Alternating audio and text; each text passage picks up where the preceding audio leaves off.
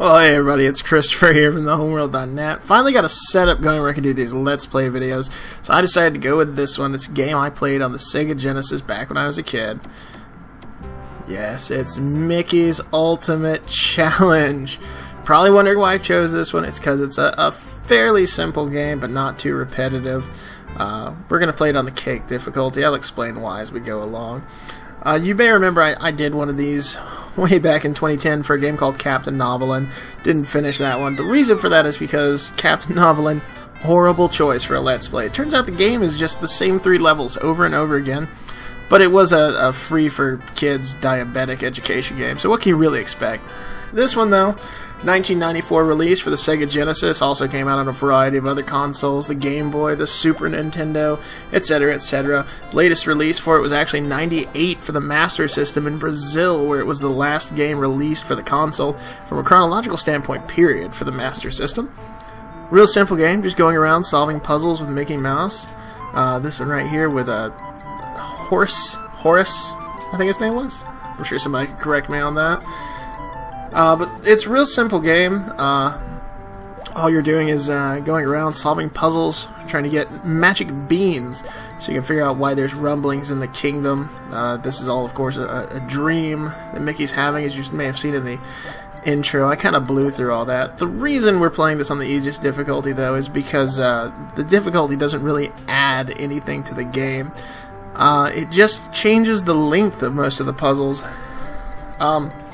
This one right here would probably be the only exception to that, in that the books move faster on higher difficulties, and there's more books to look at, or more books to find, rather, that are scattered throughout. But all we're doing here is trying to find the books and sort them in order, because nobody in this kingdom knows how to do their job. Let's see. Looking for the U. And I do apologize if I'm terrible at this game, but I haven't actually played it in quite some time. I had it probably not long after its release back in '94. And W. Nope. Missed. There we go. As you may have already noticed, there's really only 3 things Mickey can do. He can jump higher, and he can go into doors. It is obviously a game made for younger kids. It is a gorgeous game, though, for the time. Really like the graphics on the game. Great colors, bright, vibrant. And here we have Donald as a wizard.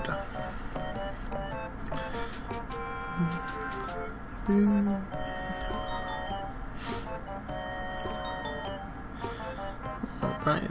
And in this one, you're shrunk down onto this chessboard, and you have to do this block puzzle, rearranging the potions on the puzzle board so that he can make a puzzle to make you full size. Only have to do 3 on this difficulty. The only difference in the higher difficulties is that you have to, I think it goes up to 5 or 6 on the highest difficulty.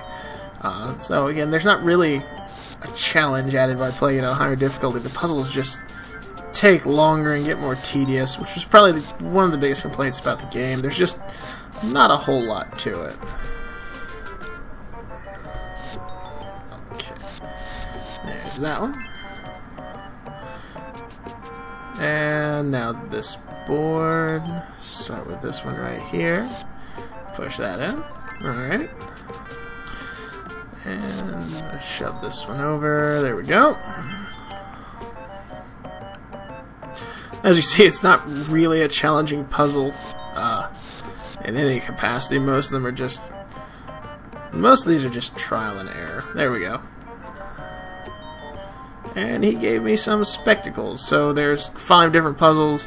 For every puzzle you do, you get a different item, and then you take that item to the person who needs it. Give Donald a spell book so he doesn't make me tiny anymore. He gives me a golden bean. And now we will go over here and jump and go in here to see Horace again and give him the glasses so that I don't have to sort his books anymore. You can go back and replay the puzzles as many times as you want, even if you've already given them the item. He gives me another golden bean. And we'll go over here to drop down to the lower levels, show the rest of the castle. Not a lot to the level itself. This is really the entirety of the game right here. No health or hit points, anything like that. Just a real simple puzzle game for kids to enjoy. Let's see, to get to the other side of the island, you can go into the water right here. But that takes... No, don't... God damn it. Okay. Jump up. Alright, that takes forever, so we're going to do these puzzles and work our way back over. Duck in here. And Princess Daisy.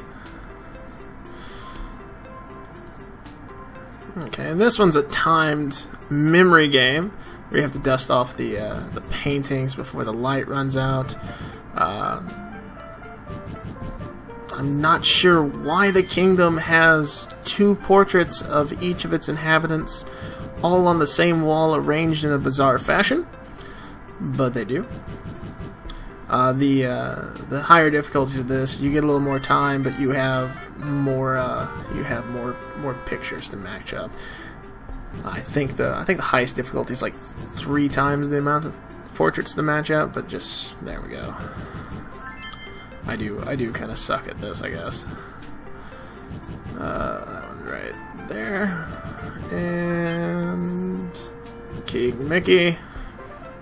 Kind of ironic, Mickey's their king, but nobody's actually acknowledged that when I was speaking to them yet.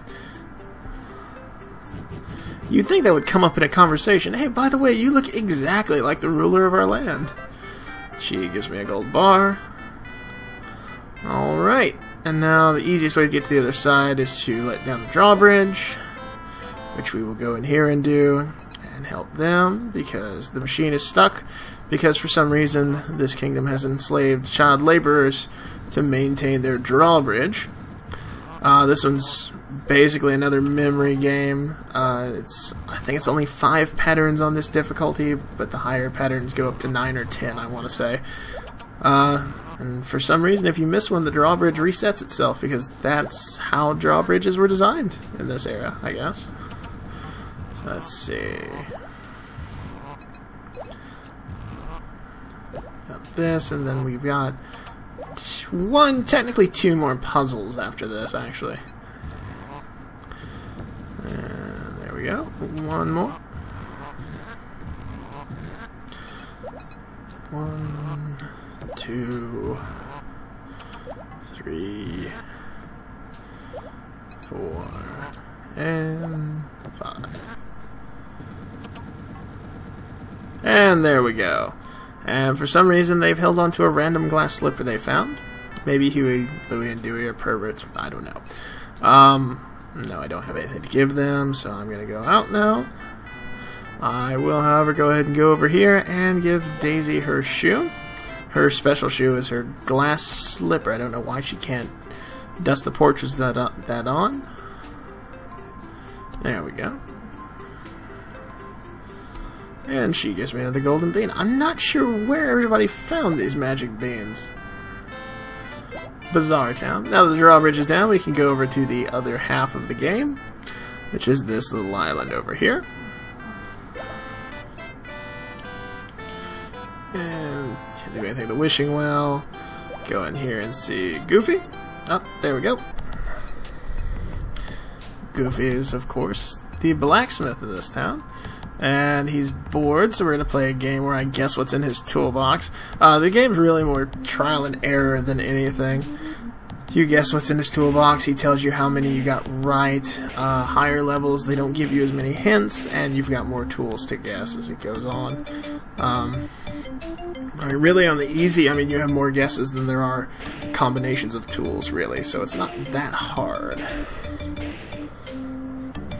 And as you can see on this level, we have a hammer, a nail, and a pair of scissors. Let's see, hammer, and last one's definitely a screw. Okay. That's a nail, I guess, actually. Oh no, it's got the... I don't know. Alright, 2 hammers and 2 screws. screws. I guess that's efficient. Good for you, Goofy. Let's see. This time we have a shovel, a hammer, another screw, and scissors. Let's see here. Scissors and a shovel.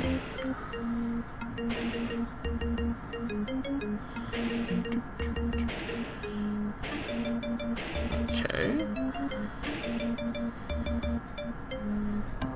Let's see. Shovel. Scissors, that's definitely a shovel. Okay. Is it... He has 3 pairs of scissors and a shovel in his toolbox. Probably not the most efficient, probably not the most efficient toolbox setup there, but whatever works for Goofy, I guess.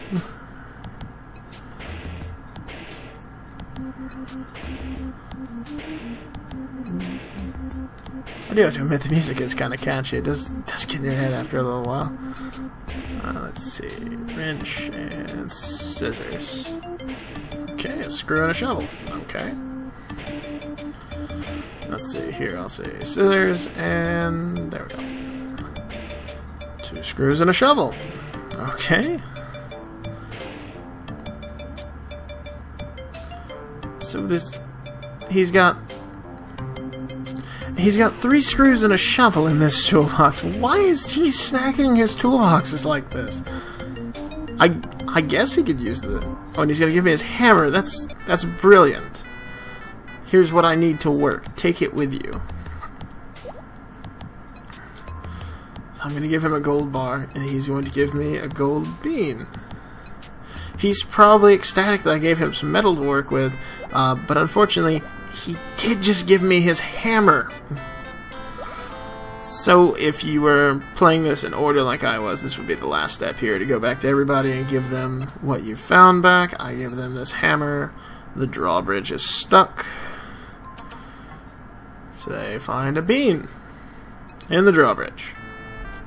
And now I have 5 magic beans. Ooh. So we will go over here. Let's see, go to the wishing well. Throw the beans in, wish we knew it was causing the rumbling, and a giant beanstalk shoots up to the sky. Doesn't feel too terribly out of place to me. I did just play a memory game with a dog, and earlier was on floating books sorting them for a cow. So I guess it all makes sense in the end. Let's see. And of course, the only thing that could logically be causing the rumbling down below, a sleeping giant.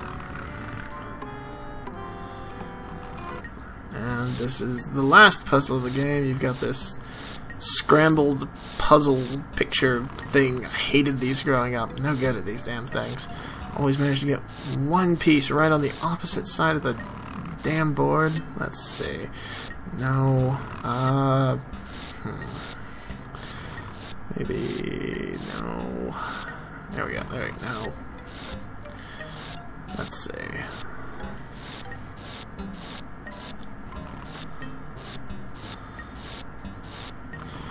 Let's see, the higher difficulties on this don't really, again, do much. The higher difficulties on this one just, I think the pieces are just scrambled more. Here they're kind of in the right position to where it doesn't take much to rearrange them.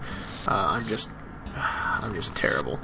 But on the higher difficulties, they're a little more complexly scrambled up. So this would probably be the only puzzle that's really affected by the difficulty. This and I guess the book one. It's not really affected that much though. You're still just jumping on books in alphabetical order. Okay. There we go. Got the top. Let's see if I can do the bottom without having to undo. Wait. There. Hang on.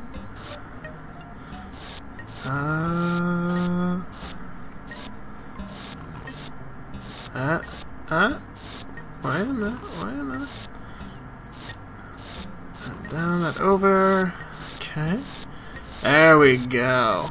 And now we wake up the sleeping giant. He's wearing eyeshadow for some reason. And there we go. You tell the giant you woke him up. He tells you he had a horrible dream. Your alarm clock goes off and back at home. And you wake up, snug in your bed. What a weird dream I had. Guess I fell asleep reading this book. Yes, suddenly fell asleep after reading 3 pages of the book. You heard it here first, folks. Mickey Mouse, narcoleptic. Or was he? And there you have it. That's it. That's the entirety of the game.